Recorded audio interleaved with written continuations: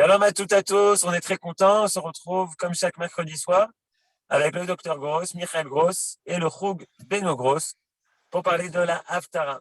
Bechavod, Michael. Erev Tov, bonsoir tout le monde. Je vais commencer par quelque chose de la semaine dernière.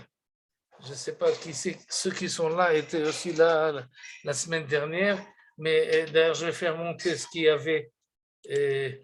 On va faire ça tout de suite. Et voilà. Cher. Non, c'est pas ça que je voulais. C'est pas ça que je voulais. Alors, on va revenir en arrière en espérant que ça va marcher.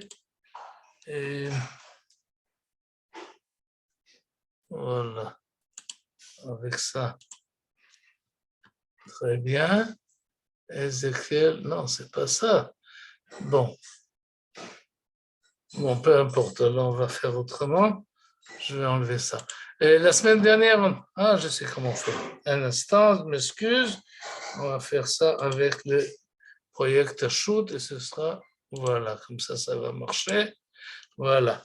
C'est en hybride, mais c'est comme on l'a appris la semaine dernière. Je parle de l'Haftara de la semaine dernière, oui, juste pour ajouter une précision, pas une précision, mais une réflexion. Et vous vous rappelez qu'on avait vu, c'était Parashat Para, et ceux qui ont choisi la Haftara, on a choisi à cause de ce verset-là, et surtout le verset 25, Kafei, Vezarakti alechem ma'im teorim utehartem. Et c'est une promesse, une vision du prophète Ézéchiel qui nous dit que à la fin des temps, vers la fin de la Géoula, Akadosh Baruch Hu fera plusieurs choses. Il nous prendra vers la carte Etreminagoyim, il nous fera sortir des nations, il nous réunira de tous les pays et il va nous amener sur notre terre. Ça, c'est 3 phases que nous pouvons voir de nos yeux. Et ensuite, on a le verset 25, et je verserai sur vous des eaux pures et vous serez purifiés. Mikol tumotechem ou mikol gilulechem ataer etchem. Et je vais vous purifier de toutes vos impuretés et de toutes vos abominations. Et je me suis posé la question, et si ce qui est marqué dans le verset 24, on le voit, quel est le processus et comment Akadosh Baruch Hu, le Dieu de l'histoire, nous a fait sortir chacun de la galoute là où il était, que ce soit au nord ou au sud, à l'est ou à l'ouest, et il nous rassemble ici, on le voit de nos propres yeux, et il nous amène à notre terre. C'est-à-dire le rassemblement ne se fait pas ni en Argentine, ni en Ouganda, mais se fait en Eretz Israël. Ça, on peut le voir dans les 100 dernières années. Mais le verset 25, comment ça se passe? Et comment ça va se passer? Qu'est-ce que ça signifie, cette image-là qui va nous transformer? Et dans le verset 26, Venatati lachem lev chadash. Je vais vous faire un nouveau cœur et verroi chadasha, il y aura un nouveau souffle. De quoi il s'agit exactement? Et ça, on n'a pas encore vu, alors on ne sait pas, on a du mal à le concevoir. Et je ne sais pas si ça vous arrive aussi, mais souvent, après le cours, ça continue à réfléchir et je me pose des questions et pas toujours je vous amène ici mes réflexions d'après coup. Mais qu'est-ce qui s'est passé ensuite? Et j'ai reçu un journal. Voilà le journal. Et Makor Rishon, je ne sais pas si vous êtes aussi abonné à Makor Rishon, c'est un hebdomadaire et il amène des articles, etc. Et qu'est-ce que je vois dans le numéro de Shabbat? Je vois une dame qui s'appelle Hagar Lahav, et voilà sa photo, et voilà le titre de son Noat Emouna. Cette femme-là a écrit un livre, elle est docteur, je crois, à Tel Aviv, elle a écrit un livre qui s'appelle Chiloniot Ma'aminot. Encore une fois, Chiloniot Ma'aminot. Ça peut être un oxymoron, c'est-à-dire chiloniot, je ne sais pas comment traduire en français chiloni, quelqu'un qui ne fait pas les mitzvot, qui est un athée. Disons, oui. Mais Ma'amin, Un laïc? laïque, ok, laïque, quelqu'un de laïque. C'est pas religieux, c'est laïque. C'est pas, j'entends pas. Oui, Il y a des moines qui sont laïques aussi, ça existe. D'accord. Ils sont laïques. En tout cas, bon, Chiloni, c'est laïque, et Ma'amin, c'est croyant. Et dans cet article-là, elle raconte qu'il arrive de temps en temps ici en Israël, on fait des scarim, on fait essayer de voir qui sont les gens et où ils habitent, et on essaie d'organiser ça pour pouvoir planifier plusieurs choses dans le pays. Et alors, il y a une certaine rubrique où chacun doit dire à quelle tranche de la société il appartient. Est-ce qu'il est Haredi? Est-ce qu'il est dati? Est-ce qu'il est mesorati? Est-ce qu'il est chiloni? Etc. Et là, lorsqu'elles sont venues chez cette dame, Hagar Lahav, elle a vu, dit, ça correspond à rien. Je ne suis pas dans le coup, là, vous savez pas, je suis Ma'amina, je suis croyante. Alors, bon, alors vous respectez les mitzvot? Non, mais pas du tout, alors absolument pas. Alors, celui qui devait remplir le papier, il ne savait pas où exactement la mettre. Mais cette dame-là, elle explique qu'est-ce que ça veut dire liot chiloni ma'amin. Et elle dit la chose suivante, et elle détaille dans son livre plus que dans l'article, elle dit ça correspond, et elle détaille ça en 4 points, je vais le faire ça rapidement. Le premier point, c'est que Elohim hu atov, je crois en Dieu qui est bon. Et donc celui qui est ma'amin, elle est ma'amina, elle est croyante dans un Dieu qui est bon. Et tout ce qui est bon se relate à ce Dieu-là. La deuxième idée, c'est que cette compréhension-là, que Dieu est bon, ça nous oblige. Cette croyance-là, elle n'est pas seulement théorique, elle n'est pas abstraite, elle entraîne une obligation d'un comportement moral. Donc, elle se dit, si je crois en ce Dieu qui est bon, je dois me comporter différemment, je dois faire le bien. Et troisième élément, Shalosh, c'est qu'il y a la notion de Avodat Hashem. C'est comme ça qu'elle l'appelle. Oui, et Avodat Hashem, en quoi ça consiste, Avodat Hashem? C'est qu'elle doit faire le bien et proclamer ce bien-là autour d'elle dans le monde, mais aussi également, elle-même doit faire un effort pour conserver cette idée-là, parce que cette idée-là de croyance, elle n'est pas évidente, elle n'est pas innée. Elle doit chaque jour se rappeler et se dire Baruch Hashem, mais elle est chilonite, alors elle ne dit pas Baruch Hashem, mais elle dit oui, je suis redevable et je dois continuer dans ce souffle qui m'anime. Et quatrième point, c'est que cette idée-là ne la concerne pas seulement personnellement, mais c'est toujours en relation avec son entourage. C'est-à-dire, ça n'entraîne pas une certaine morale personnelle, mais ça entraîne une morale sociale. Ça, c'est les 4 points qu'elle énonce.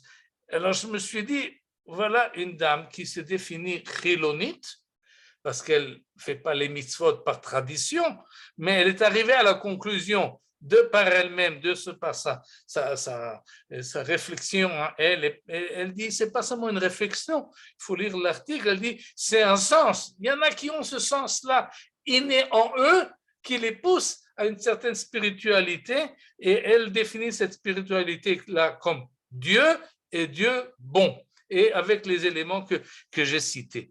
Et alors, je me suis dit, eh ben c'est peut-être ce qui est marqué dans le livre de Yecheskel. Et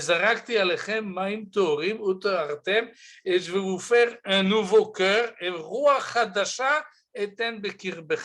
parce que cette idée-là, qu'on peut être chiloni, ma'amin, c'est nouveau. Et les chilonim ici en Eretz Israël, je ne sais pas ceux qui m'entendent là, combien de temps ils sont là, mais je me rappelle quand nous sommes arrivés, ce n'était pas du tout évident. À l'armée, on était des rares. des spéciaux, des gens d'une classe à part, alors qu'aujourd'hui, on a le sentiment de plus en plus et de plus en plus fort qu'il y a une certaine souffle culturelle qui enveloppe l'ensemble du pays, et elle donne cette expression-là, cette dame-là, dans son livre et dans son article, elle ajoute aussi qu'elle a, à cause de cette position, elle a dû faire ce qu'on appelle dans le langage religieux, Messirut Nefesh, parce que son entourage ne la comprenait pas. Et comme elle appartient au monde académique, on l'a mis un peu de côté, on l'a empêché de progresser dans son métier et dans son enseignement, parce qu'on lui dit, si tu commences à rentrer Dieu dans tes calculs, alors tu n'es plus académicienne comme il faut, et elle n'est pas revenue sur sa position. Et donc, peut-être, en tout cas partiellement, il y a là, elle ne le dit pas. Et je m'excuse auprès d'elle d'utiliser ce qu'elle pense à mes fins à moi. Mais quand on réfléchit à cette idée-là, Vezarakti alechem maim tehorim, et ce sera Lev Chadash, parce qu'elle ne le fait pas par tradition. C'est entièrement nouveau. Elle n'a pas reçu ça de quelqu'un extérieur, de ses parents ou de son éducation. Elle est entièrement Lev Chadash. Elle a un nouveau cœur, un nouveau souffle qui l'anime. Et peut-être, c'est ça la compréhension, peut-être, je ne sais pas, du prophète Yecheskel que nous avons vu la semaine dernière. Et je m'arrête là avec mes élucubrations concernant ce que nous avons vu la semaine dernière, en espérant que finalement, on comprendra qu'est-ce que c'est cette promesse ou cette vision de Yecheskel. Et on passe tout de suite à la Haftara de cette semaine. Et pour cela, il faut que j'ouvre ceci, où ça se trouve, oui, là.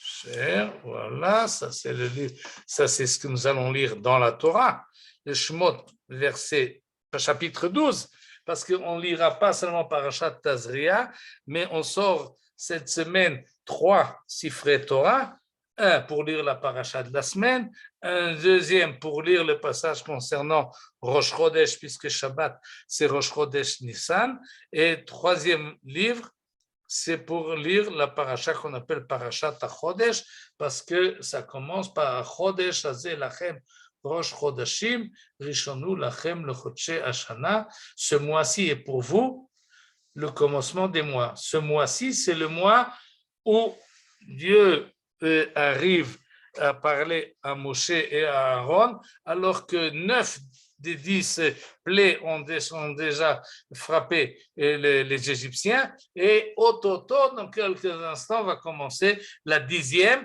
Alors, avant cela, ce mois-ci est pour vous le commencement des mois. Sachez qu'on est à la bonne date. C'est le premier mois de l'année. Il sera pour vous le premier mois de l'année. À partir de là, vous allez compter. Et il donne des directives concernant ce qu'on appelle l'agneau pascal, qu'il faut l'acheter le 10e jour du mois, une par famille. Vous connaissez tous le texte. On va passer là rapidement. Qu'est-ce que c'est l'agneau pascal? C'est une brebis ou bien une chèvre, en tout cas d'1 an, Zachar ben Shana, qu'il faut prendre, et on le garde à partir du 10 jusqu'au 14, et ensuite tout le monde le fera la shrita, l'immolera, et c'est d'ailleurs cette mitzvah-là va être conservée à l'époque du temple. Chaque année, le peuple juif se ramassait autour du temple et amenait le korban Pesach, et que nous mentionnons, et il fallait le manger avec des matzot et avec des marors, et en plus il fallait prendre le sang et le mettre autour de la porte, les 2 poteaux et le linteau. Ça, c'est pas dans les générations suivantes, mais uniquement à la sortie d'Égypte. Et ça continue, mais on ne va pas lire l'ensemble, on va passer directement à la Haftara qui se trouve encore une fois chez Yecheskel, chapitre 45. Et vous vous rappelez certainement du chapitre 43, parce qu'on l'a vu à Parashat Tetzavé. Et quand on a appris le Parashat Tetzavé, on avait une Haftara où on s'est promené virtuellement sur le mont du Temple, pas celui qui existait à l'époque de Salomon, ni celui qui existait à l'époque du deuxième temple, mais celui qui est prévu ou vu par Yecheskel et avec un homme d'airain qui lui servait de guide et lui montrait les différentes parties du Beth Amikdash et nous le décrit d'une manière très précise, et ses formes, ses hauteurs, sa grandeur, etc., et les différentes parties. Yecheskel ne s'est pas contenté. Elle est liée à quelle paracha cette Haftara? Celle que je rappelle maintenant, c'était Parashat Tetzavé. Ah. Quand on a parlé de la construction du Mishkan, on a également parlé de la construction du troisième temple. Mais Yecheskel ne se contente pas de décrire le temple, mais il décrit également le service qui va se faire dans ce temple-là. Et c'est de cela qu'il s'agit dans la Haftara que nous lirons ce Shabbat. Et c'est une Haftara un peu compliquée à comprendre quand on le lit la première fois au Beth Knesset. C'est bien qu'on le fait un peu à l'avance, parce que quand on lit, on ne comprend pas très bien de quoi exactement il s'agit. Il y a des mesures qu'on nous donne, et il y a des quantités qu'on nous donne, et on ne comprend pas très bien de quoi il s'agit. On va faire un peu de l'ordre. Il s'agit d'abord, et pour cela, il faut faire un peu une petite introduction, et en disant la chose suivante. Yecheskel décrit également la parcellation de Eretz Israël dans les différentes tribus, aussi dans les temps futurs. Et il divise le pays en tranches parallèles, du sud jusqu'au nord. Au centre, il y a Yerushalayim. Au sud de Yerushalayim, il y a 5 tribus. Au nord de Yerushalayim, il y en a 7, ce qui fait 12. Et puis, il y a une 13e partie au centre, qui aujourd'hui, en fait, correspond, si vous voulez, à Tel Aviv jusqu'à Yerushalayim et même jusqu'au Jourdain, parce que ces tranches-là qui sont parallèles coupent le pays en morceaux depuis de l'ouest jusqu'en est. Donc, il y a 13 parties. Pourquoi 13? 12 pour les 12 tribus et une 13e pour les Kohanim, les Léviim et les Nassi. Et les Nassi, tout de suite on va le voir, c'est lui le héros de ce chapitre-là, c'est lui dont on parle, et on va le voir maintenant encore une fois. Très rapidement, voilà. Et de ça il s'agit quand on donne ici les mesures de longueur, de largeur, etc.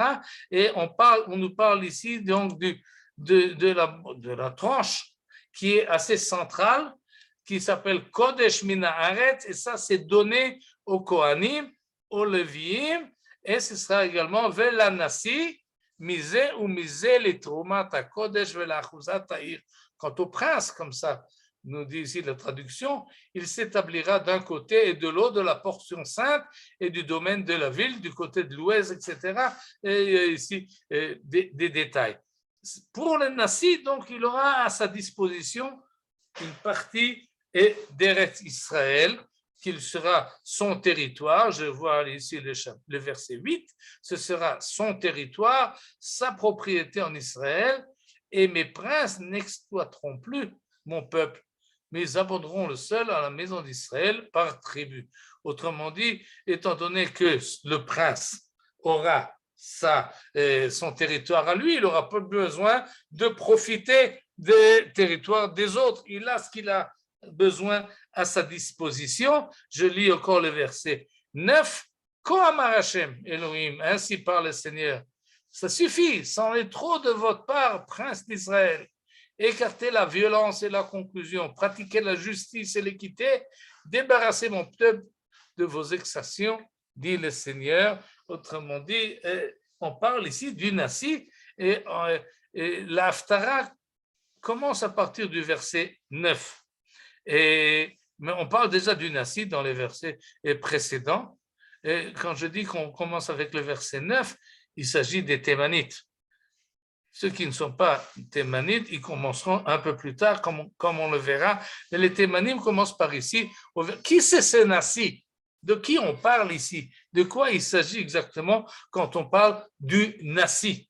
Alors aujourd'hui, on appelle le Nasi le président de l'État, en l'occurrence Chaim Herzog pour aujourd'hui. Mais quand Yecheskel parle du Nasi, de quoi il parle? De qui il parle? Qui est cette personnalité-là qu'il envisage qu'il existera à l'époque du troisième temple? De quoi il s'agit exactement? Alors pour cela, je vais devoir encore une fois enlever celle-là, remonter. Ah non, j'aurais pu le faire tout de suite directement peut-être. Voilà, celle-là. Voilà, Rashi. Vous voyez, c'est assez clair, on va l'agrandir. Voilà. Rashi nous explique la chose suivante. Omer Ani, comme ça nous dit Rashi, Shanasi Azeh Bekohen Gadol Medaber. Il s'agit du Kohen Gadol. On verra par la suite pourquoi Rashi pense que c'est le Kohen Gadol, alors que le traducteur dit qu'il s'agit d'un prince et que, en fait, c'est quelqu'un, comme on le voit dans le contexte, qui a des positions, comme on disait tout à l'heure, laïques, c'est-à-dire il peut prendre des territoires, il doit faire la justice, et il ne s'agit pas forcément du Kohen Gadol. Mais Rashi pense que c'est Omer Ani, il dit en son propre nom, Shanasi Azeh Kohen Gadol Medaber. C'est le Kohen Gadol, le prince des Kohanim. Vechen Kol Nasi Shebainyan. Tout ce qu'on va parler maintenant, il s'agit du Kohen Gadol. Mais Rashi, très honnêtement, dit, mais j'ai entendu, Mishmo shel Rabbi Menachem, Shebemelech Medaber, qu'il ne s'agit pas du Kohen Gadol, mais il s'agit du roi. Et donc, c'est pas, même Rashi hésitait là un peu, il pense que c'est le Kohen Gadol, mais peut-être qu'il s'agit du roi, et ce sont deux fonctions différentes, un est séculaire, l'autre évidemment il est pontife au Beth Amikdash. De quel roi exactement il s'agit? Eh bien, le petit-fils de Rashi, qui s'appelle Rashbam, dans son commentaire du Talmud, il dit la chose suivante, la Nasi Melech HaMashiach, c'est pas n'importe quel roi. Il s'agit du roi qu'on appelle le Mashiach. Cette idée-là a été reprise par la grande majorité des commentateurs, que le Nasi, quand on lira la Haftara, on parlera du Nasi. Il s'agit en fait, ce que l'on pense, celui qui dirigera le pays à l'époque future, lorsqu'il y aura le troisième temple, ce sera un roi et il se rappellera Melech HaMashiach. Et d'autres pensent que ce n'est pas forcément Melech HaMashiach, mais ce sont des rois. C'est comme ça que la grande majorité, pas la grande majorité, mais beaucoup pensent qu'il s'agit, et d'ailleurs Rashi ne dit pas Melech HaMashiach, il dit roi. Pourquoi il dit roi? Parce que souvent on voit, et c'est d'ailleurs les commentateurs modernes comme ça pensent, que Yecheskel, au lieu de dire roi, il dit Nasi. Au lieu de dire Melech, il dit Nasi. Et il s'agit en fait, il s'agit de celui qui a la prérogative sur le gouvernement du pays. Aujourd'hui, c'est élu. Donc, c'est le chef du gouvernement. De lui, il s'agit. Alors, vous pouvez faire, si on résume tout cela, on a vu que Rashi pense que c'est le Kohen Gadol, que d'autres pensent que c'est le roi, et peut-être même Melech HaMashiach. En tous les cas, ça c'est la position, comme on va tout de suite le voir, du Rambam, qui dit la chose suivante, Maïmonide, Ilchot Melachim, Melech HaMashiach notel mikol ha'aratzot shekofshim Israël, chelek echad mishlosha asar. Celui qu'on appelle le Mashiach, il recevra un 13e de ce que Israël aura à sa disposition du point de vue du territoire,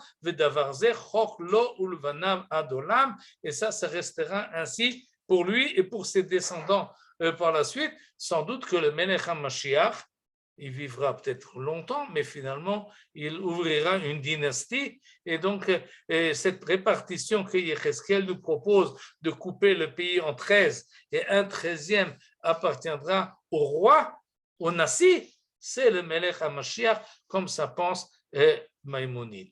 Et on va tout de suite maintenant reprendre la Haftara et on va voir qu'est-ce qui se passe avec ce Nassi, qu'est-ce qu'il doit faire. On a déjà vu ce qu'il doit faire en partie. Il doit faire l'équité et la justice. Et c'est encore détaillé par les mesures. Il doit faire en sorte que les mesures soient justes, qu'il n'y ait pas de tricherie dans le commerce. Et c'est ce qui est marqué ici, Mozne Tzedek, Efat Tzedek, Bat Tzedek. Tout cela, ce sont des balances et des mesures, une Efa, une bat, etc., que si vous arrivez à ces mots-là, que vous ne vous trompez pas, il ne s'agit pas d'une fille, mais il s'agit de bat dans le sens de comment dire, une mesure donnée et qu'il ne faut pas tricher, que ce soit des mesures de choses liquides comme le shemen ou des choses qui sont plus solides. Et finalement, on arrive au verset 15.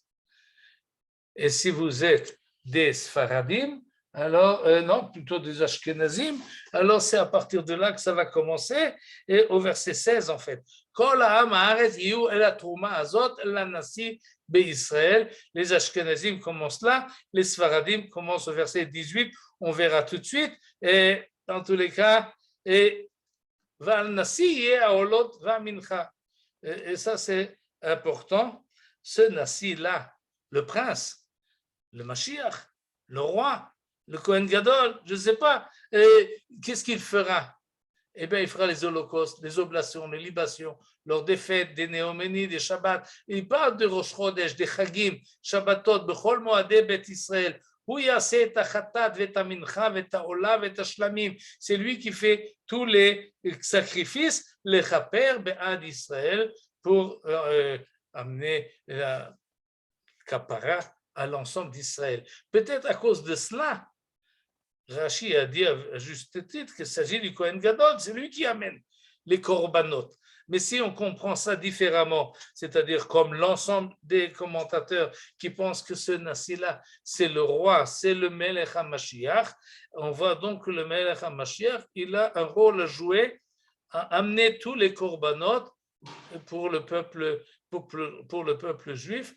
Et là commence la Haftara des Sfaradim.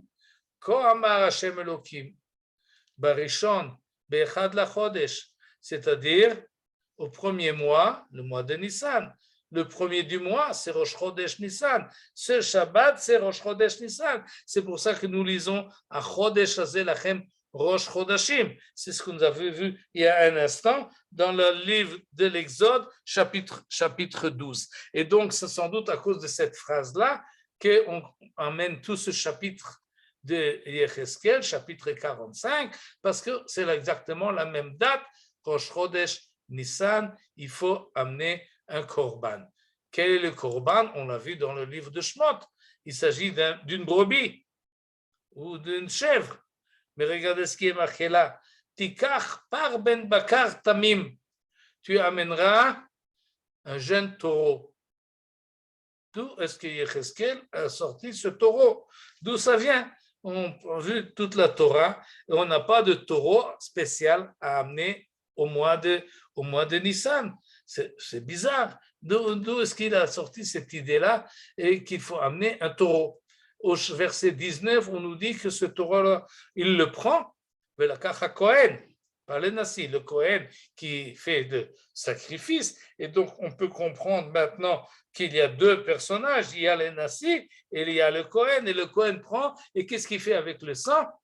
Eh bien, le met sur le mezuzat habayit, comme on l'a vu à propos de la sortie d'Égypte. Il doit mettre le sang sur les poteaux, au poteau de l'édifice, aux quatre angles de la salle de l'autel en plus. Et là, on commence à perdre les pédales. De quoi il s'agit exactement? Qu'est-ce qui se passe là? Qu'est-ce qu'il faut faire? On nous dit par la suite, et c'est pour ça que ce chapitre-là est un peu compliqué, le 7e jour du même mois, et on arrive même à Pessah. On arrive à Pessah, très bien, verset 21. Barishon Barba Asayom la Chodesh, c'est la veille de ce qu'on appelle Chag HaMatzot, c'est lié la Chem à Pesach, et donc il faut amener un nouveau korban. Quel korban on va amener? Eh bien, on va amener l'agneau pascal, qui est un agneau, qui est une chèvre. Non, non, non, verset 22. Nasi, le prince offrira ce jour-là pour lui et pour tout le peuple du pays un taureau. Alors, tout le monde se pose la question, comment c'est possible que Yecheskel invente là une mitzvah qui n'est pas marquée dans la Torah, qu'on ne connaît pas, et qui était quelque chose de nouveau, inédit, jamais vu, et il nous cite ici d'autres, et c'est très détaillé, combien de taureaux pendant toute la semaine, etc., etc. On ne va pas faire le décompte de tout cela, et le chapitre finit là, mais la Haftara continue au chapitre suivant, au chapitre 46, qui est la suite, tout de suite, voilà, et on nous parle maintenant de, on va voir tout ça, par la suite on verra exactement, je saute là un peu, tout ça on va le lire ce Shabbat, il s'agit des fêtes, et pas toutes les fêtes sont mentionnées, mais certaines sont mentionnées, et on parle également du Shabbat, je cherche où c'était le Shabbat, ça c'est le Korban de Rosh Chodesh, qui là aussi on a un taureau, Vesheshet Kvasim, et 6 Kvasim, alors que dans notre Rosh Chodesh il n'y a pas cela. Et il parle ici du Shabbat, voilà le Shabbat. Et il y a marqué ici, qu'est-ce qu'il faut amener le Shabbat? Vous savez très bien ce qu'il faut amener le Shabbat, Korban Musaf Shabbat. On nous dit dans la Torah, Uveyom HaShabbat, Shnei Chvasim Benei Shana Temimim. On le chante même. Et alors que pour Yecheskel, Beyom HaShabbat, Shisha Kvasim, pas 2, mais 6. Et en plus, Va'ayil, un bélier en faux. Autrement dit, vous voyez que les korbanot que Yecheskel voit en vision pour le 3e temple ne correspondent pas du tout au nombre et au genre des korbanot que nous devons apporter d'après ce qui est marqué dans le livre de Vaïkra et dans le livre de Bamidbar, ni pour Pesach, ni pour Shabbat, ni pour Rosh Chodesh, ni pour chaque jour, où on sait très bien que chaque jour, il faut amener Baboker, où c'est marqué, et où c'était, je cherche dans le verset, non, je ne le trouve pas, tout à l'heure je l'ai vu, et voilà, verset 13. Vekeves ben shnato tamim, taseh ola layom, tu amèneras un agneau d'un an sans défaut, comme holocauste quotidien. Chaque matin, tu en offriras un. Là, ça correspond, mais à moitié, parce que nous apportons un agneau, baboker, veben arbaim, 2 fois par jour, le matin et le soir, comme on le dit à Mincha, et alors que d'après le livre de Yecheskel, baboker, on amène uniquement tous les matins, et il ne mentionne pas du tout qu'est-ce qu'il faut faire dans l'après-midi, et ce qui accompagne les korban ne convient exactement pas. Il dit un 16e d'Epha, ça ne correspond pas à ce que nous avons dans la Torah, plus un tiers d'huile, eh bien, ça ne correspond pas non plus. Autrement dit, beaucoup de contradictions il y a entre ce chapitre-là et le chapitre, et ce que nous savons des autres du livre de la Torah. Cette question-là, elle est intrigante, elle est problématique. Est-ce qu'effectivement, les lois de la Torah vont changer lorsqu'on arrivera au 3e temple? Est-ce que Yecheskel nous propose ici quelque chose de différent? Cette question-là a été posée dans le Talmud. Et voilà, je reprends ce texte-là. Et regardez ce que le Talmud nous dit dans le traité de Shabbat. Vous voyez bien, c'est assez grand? Vous voyez le texte là? Je vais le traduire en hébreu, c'est Masechet Shabbat. Oui, on voit bien, on voit bien. Merci. Amar Rav Yehuda Amar Rav. Nous dit le Amora, Rav Yehuda au nom de Rav. Beram, cependant, Zachor oto aish latov. On se souvient de cette personne-là dans les bontés qu'il a fait. De qui il s'agit? D'une personne qui s'appelle Hanania ben Chizkiya. Et c'est Hanania ben Chizkiya, il Malehu, s'il n'avait pas existé, Nignaz Sefer Yecheskel. Le livre de Yecheskel aurait été mis dans la Gniza, aurait été censuré, on peut dire. Pourquoi on aurait pensé censurer le livre de Yecheskel? À cause du chapitre 45 que nous venons de lire. Shayud Varav Sotrim Divrei Torah. Car les paroles de Yecheskel sont en contradiction avec ce qui est marqué dans la Torah. Et à cause de ces contradictions-là, et d'ailleurs, ce n'est pas seulement dans le chapitre 45, il y a encore d'autres chapitres qui sont comme ça problématiques, où les halachot de Yecheskel ne correspondent pas aux halachot de la Torah. Qu'est-ce qu'a fait Hanania ben Chizkiya? Eh bien, il a pris sur lui comme projet de vérifier tout cela. On lui a amené en haut, 300 jarres d'huile pour l'éclairer et pour qu'il ne sorte pas de sa aliyah. Aliyah, c'est le deuxième étage. Il y a un étage où on habite et au-dessus, il y avait un autre étage où il étudiait la Torah. Et pour qu'il réfléchisse bien et à fond et pour qu'il soit éclairé, on lui a fait monter 300 jarres d'huile. Et qu'est-ce qu'il a fait? Eh bien, il s'est penché sur la question et il a fait des drachot et il a réussi à résoudre le problème et à harmoniser le livre de Yecheskel avec le livre de la Torah. Et c'est ainsi que le livre de Yecheskel a été sauvé, n'a pas été censuré, mais a été canonisé et fait partie du Tanakh. Il a fait.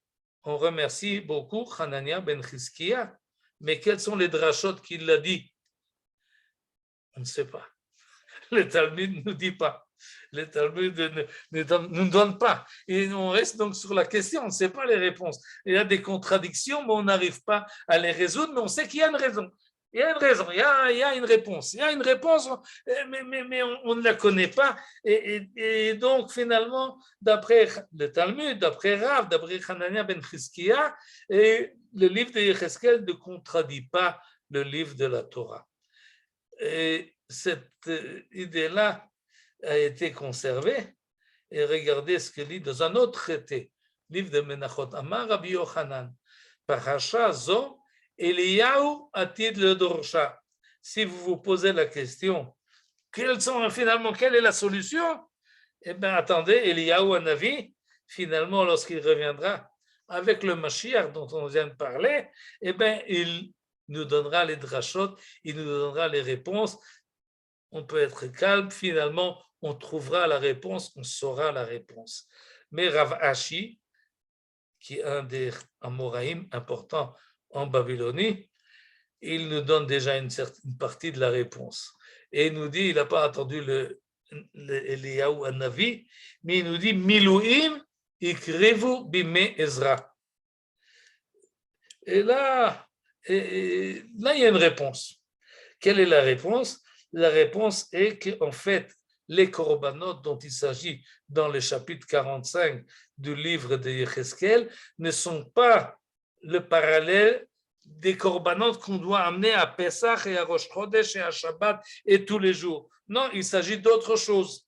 De quoi il s'agit exactement? D'après Rav Ashi, il s'agit des Milouim. Milouim, il ne s'agit pas des réservistes qui sont aujourd'hui dans l'armée et qu'on appelle de moins en moins d'ailleurs pour renforcer l'armée lorsqu'il y a besoin. Non, il ne s'agit pas de ces Milouim-là, il s'agit d'autre chose. Il s'agit de l'intronisation, l'inauguration du Beth Amikdash. C'est-à-dire, avant que le Beth Amikdash rentre dans une routine habituelle et il y a une liste de korbanot qu'il faut amener chaque jour, chaque mois, chaque Shabbat, chaque fête, il y a une période qu'on appelle la période Yomei HaMilouim, où si vous voulez, on introduit, on rôde, une période de rodage du Beth Amikdash, et ça prend un temps, et les korbanot dont il s'agit ici, nous dit Rav Ashi dans la Gemara, et c'est une idée qui a été reprise par beaucoup d'autres par la suite. Ne compare pas ces passages-là, chapitre 45, avec les chapitres correspondants dans le livre de Vaïkra ou Bamidbar. Non, c'est un cas spécial, c'est un événement spécial d'intronisation. Barbanel a bien aimé cette idée-là et il nous dit la chose suivante.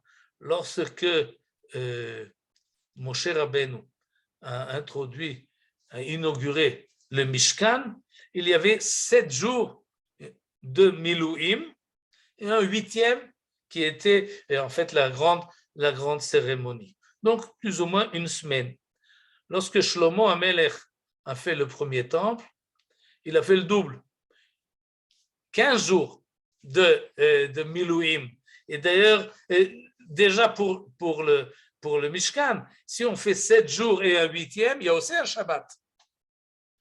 Il y a un Shabbat dedans, évidemment. Mais le Shabbat, on n'a pas amené ce qu'on a amené d'habitude le Shabbat, on a amené des choses spéciales. La même chose a fait Shlomo Amelech, lui a proposé de faire l'inauguration au début du mois de Tishrei, ça incluait, donc s'il faisait 15 jours et encore une semaine par la suite, c'était dans même Yom Kippour et même Sukkot, et il n'a pas fait les korbanot habituels, seulement après l'inauguration. Lorsqu'est arrivé Ezra, il n'a pas fait 2 semaines, il a fait 3 semaines, 21 jours. Et lorsqu'on arrivera au 3e temple, eh bien, nous dit Yecheskel, ce sera une demi-année, puisqu'il nous parle de Pesach et il nous parle de Sukkot. Et donc, c'est à partir de Rosh Chodesh Nissan, ou plus ou moins à partir de Pesach, plutôt jusqu'à la fin de Sukkot, tous les korbanot dont il est ici question, ce sont des korbanot, ce sont des sacrifices d'inauguration. Et cela, ça peut aider à comprendre la contradiction.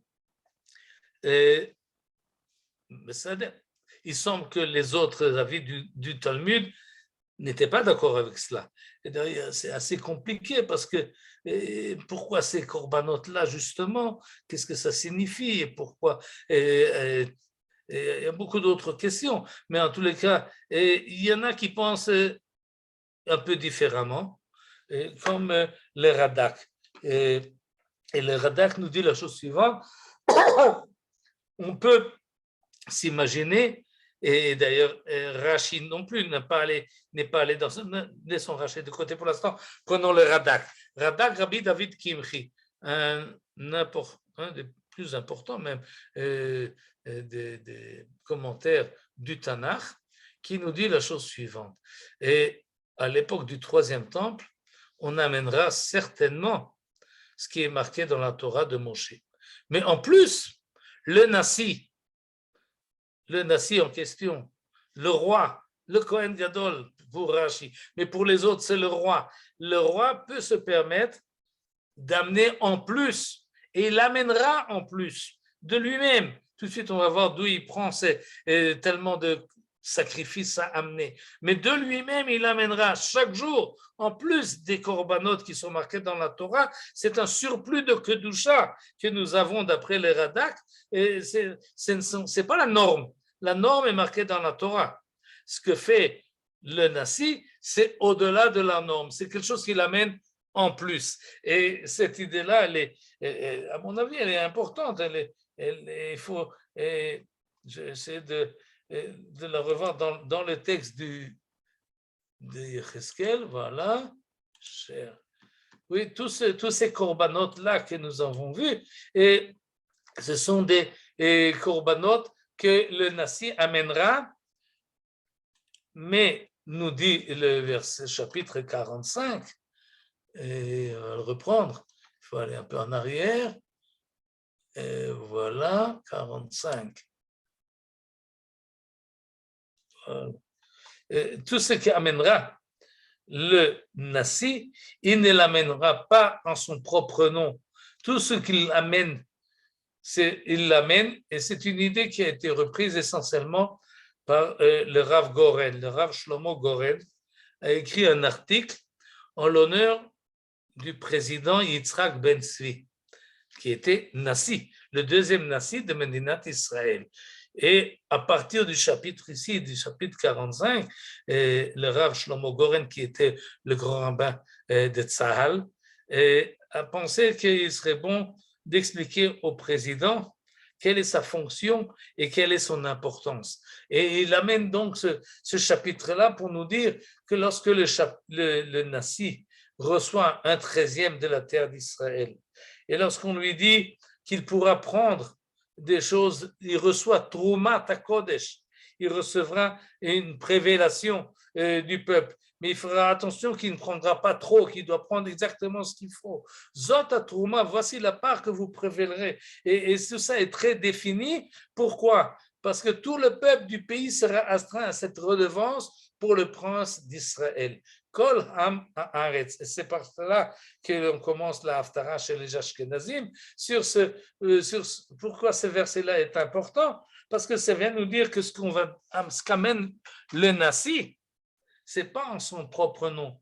C'est pas parce qu'il a le pouvoir dans ses mains, alors on lui donne tout le kavod et le respect et c'est lui qui intronise le Beth Amikdash. Non, le Nassi, il vient au nom du peuple. Il est représentant du peuple. C'est ça sa fonction. Il représente le peuple. Envers qui? Envers Akadosh Baruch Hu. Et donc c'est lui qui pas forcément fait le service comme on pourrait le comprendre et comme Rachid l'a compris dans le verset 17, mais c'est lui qui amène, c'est lui qui donne. Il amène tous les korbanot. Bachagim, Bachodashim, Bashabatot, c'est lui qui est là présent, on va tout de suite le voir à quel point il est présent, mais il amène tout cela, le Chaper Be'ad Bet Israël, pour au nom de l'ensemble du peuple. Le chef de l'État, qu'il ait des pouvoirs, qu'il n'en ait pas, peu importe qu'il soit roi, qu'il soit président, qu'il soit chef de gouvernement, peu importe. Ce qui est important, c'est qu'on l'appelle Nassi, il est prélevé au-dessus du peuple et il amène au Beth Amikdash au nom de l'ensemble du peuple, il est représentatif de l'ensemble du peuple. Et c'est pour cela qu'on en parle tellement. Et dans le chapitre 46, il faut chaque fois passer des chapitres suivants, on nous dit la chose suivante, le cérémonial. Uba Nassi derech ulam michutz. Et le Nassi vient, tous les Shabbatot, il est là. Il se présente chaque semaine à la porte du Beth Amikdash et il rentre à l'intérieur alors que tout le peuple peut le voir, mais se tient à l'entrée de la même porte, mais lui, il rentre et il sort et il est présent et dans les semaines où on va en passer là au verset 9. Mais quand viendra le peuple du pays devant l'Éternel, lors des solennités, c'est-à-dire Bechagim ou Bamoadim, dans les fêtes, alors celui qui rentre par la porte du nord, eh bien, il sortira par la porte du midi. Et celui qui sera rentré par la porte du midi sortira de la porte du nord. On ne passe pas de la même porte. Mais le prince Vehanassi, si le prince parmi eux, il entrera et ils sortiront ensemble. Lorsque le Nassi arrive tout seul, il rentre et il sort par la porte essentielle de l'Est. Il rentre et il sort, mais quand il vient avec l'ensemble du peuple, eh bien, il rentre avec le peuple pour que tout le monde le voie et pour qu'il est en fait représentatif de l'ensemble du peuple. C'est de cela que parle la Haftara qu'on va lire ce Shabbat.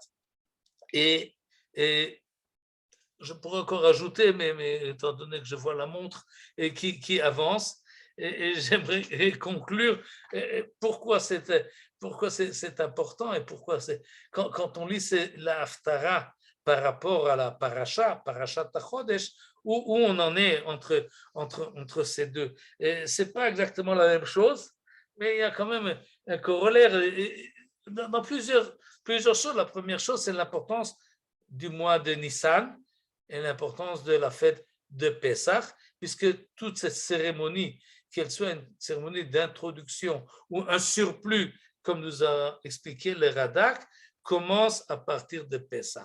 Le Pessah et Chodesh Nissan, c'est le début de tout.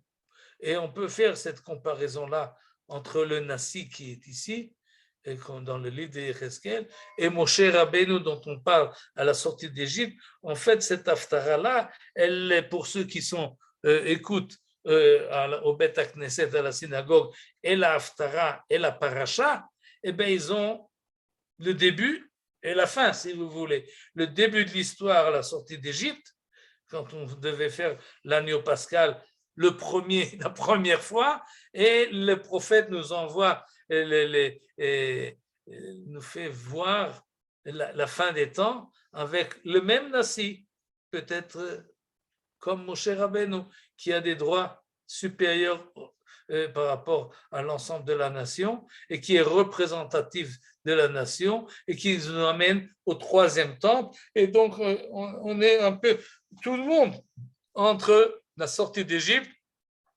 et l'avènement futur.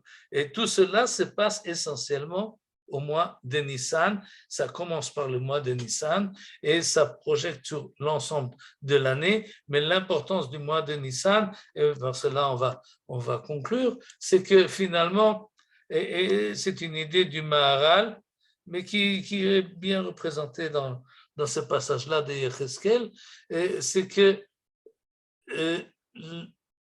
pour le Maharal, le mois de Nissan, on ne pouvait pas sortir d'Égypte un autre mois. Ce n'est pas par hasard. On a fini les 9 plaies, alors on arrive au mois de... Bon, c'est le mois de Nissan, alors sachez, comptez à partir de maintenant, vous comptez le temps à partir de Nissan. Le Maharal nous dit non, c'est l'inverse. À prime abord, tout a été calculé pour que l'on sorte au mois de Nissan. Parce que le mois de Nissan, c'est le mois de la délivrance. C'est le mois qui correspond à la première, à la primorité, à la chose qui est première. Et donc, si on sort son délivre, on doit se délivrer au mois de Nissan. Et la meilleure preuve, c'est que pas seulement la première délivrance s'est faite au mois de Nissan, mais également la dernière délivrance sera faite au mois de Nissan. C'est par là que commence, à tel point qu'il y a une idée qui pense que même la création du monde s'est faite à partir du mois de Nissan. Le mois de Nissan, c'est par là que tout commence. C'est le premier pas, c'est la Mishbetzet Arishona, c'est le premier cadre, le premier pied que l'on met, c'est dans le mois de Nissan, et Benissan Nigalou ou Benissan Atidim Li'igael, comme disent tous les Darshanim pendant ce mois-ci. Et il y a quelque chose de spécial au début du printemps qui fait que maintenant on commence à nouveau, et cet renouveau, la vie Yézéchiel le voit avec une grande envergure, et j'espère que j'ai réussi à un peu expliquer l'ensemble de la Haftara. La parole est à vous. Oui, Annette. Je pourrais vous poser une question. Moi, j'ai une autre suggestion. J'ai une suggestion. Comment s'appelle le président du Sanhédrin? Nassi à Sanhédrin. Pourquoi ça ne serait pas ce monsieur, ce Nassi? On ne l'a pas cité. Vous a parlé de tas de gens, des rois, des machins. Pourquoi ça ne serait pas le Nassi à Sanhédrin? Ça résoudrait tous vos problèmes. Peut-être. Pourquoi ça résoudrait mieux le problème, je ne sais pas. Mais... Parce qu'il fait des lois, il fait des gestes, il fait des holocaustes différents de tout ce qui est écrit dans la Torah. C'est parce que le Sanhédrin, c'est vraiment l'unité, on revient au peuple, mais c'est le représentant et c'est le Nassi qui s'appelle Nassi. Pourquoi on n'a pas cité? Je suis étonnée pourquoi on n'a pas posé cette possibilité. Pourquoi? Et je ne sais pas exactement, mais ce que je sais, c'est qu'à l'époque du premier temple, il n'y avait pas de Sanhédrin. Cette institution-là, qui est, en fait, correspond au tribunal suprême. Et plus ou moins, oui, ce n'est pas exactement la même chose, mais en fait, et dans la législation et dans l'organisation des tribunaux, Et c'est le tribunal suprême, c'est de lui qui sort la loi. C'est une fonction différente que le roi ou celui qui a le pouvoir dans ses mains, qu'on appelle aussi Nassi. Rabbi Yehuda HaNassi, et qui était en fait un chef séculaire, pas forcément religieux. Il faisait les deux lui-même. Mais en fait, le mot Nassi, il a différents emplois. Et dans le Tanakh, quand on dit Nassi, on a par exemple les Nessié Ashvatim dans la Torah. Chaque tribu avait son Nassi. Oui, c'est celui qui est en haut de la pyramide, et peu importe s'il s'agit d'une tribu ou d'un peuple ou de fonction, celle-ci ou un autre.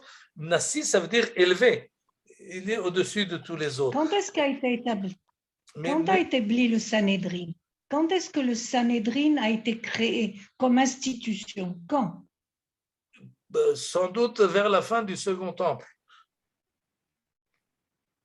Et ça pourrait être... Non, parce que Yecheskel, ça ne va pas. Non, Yecheskel, ça ne va pas. Mais Yecheskel, c'est un prophète. Il voit les choses à l'avance. Peu importe. Il est possible que celui qui fera ces corbanotes-là, il peut être Kohen Gadol, comme le propose. Vous voyez que David, pas David, Rashi a hésité. Il dit, c'est peut-être le roi, c'est peut-être le Kohen Gadol. En tous les cas, c'est quelqu'un qui est au-dessus, c'est qui est en haut de la pyramide. Il ne sait pas exactement. Et je rajoute chef du Sanhédrin. Chef du Sanhédrin, pourquoi pas? Rosh Sanhédrin, ou Nassi Sanhédrin. Aujourd'hui, on appelle Av Beidin, Rav Rashi, je ne sais pas. Oui.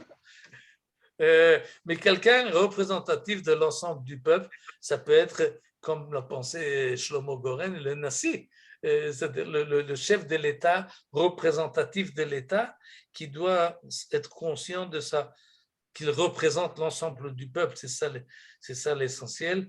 Et si vous lisez l'Haftarah jusqu'au bout, vous verrez que finalement, on revient à cette idée-là d'équité et de justice, parce que sinon, il n'est pas représentatif. Alors, le peuple ne l'accepte pas comme représentant s'il n'est pas véritablement moral et il ne fait pas l'équité dans l'ensemble du peuple, mais il profite du peuple. Alors, il ne peut pas, évidemment, le représenter. Mais,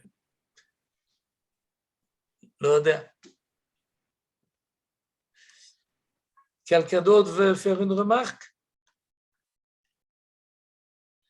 Non? Alors, il me reste à vous souhaiter Shabbat Shalom et Chodesh Tov. Chodesh Tov. Shabbat Shalom.